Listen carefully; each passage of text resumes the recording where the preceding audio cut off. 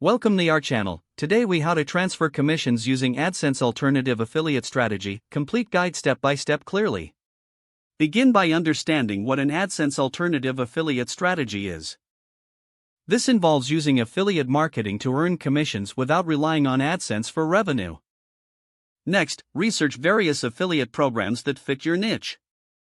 Look for programs that offer competitive commission rates and have a good reputation.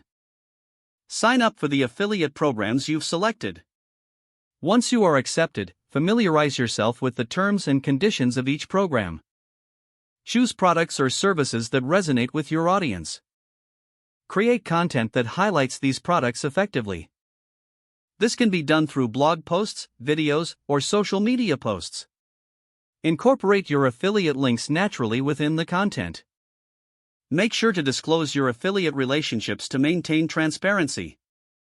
Monitor the performance of your affiliate links regularly. Use analytics to find out which products are performing well and which need more promotion. Optimize your content based on these insights. Experiment with different promotional strategies, such as email marketing or social media ads. Build a relationship with your audience to increase trust and engagement. Engage with your audience through comments or direct messages to better understand their needs.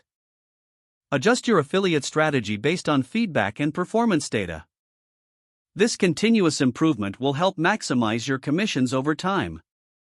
Stay updated with industry trends and new affiliate programs as they emerge. Regularly revisit your content to ensure it remains relevant and valuable. By following these steps, you can effectively transfer commissions using an AdSense alternative affiliate strategy. If the page does not load, refresh the browser or try again in a private or incognito window.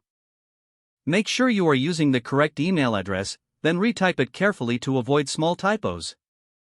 If your password is not accepted, use the reset option and create a new strong password you can remember. Check your spam folder for verification or security emails, then complete any requested confirmation steps.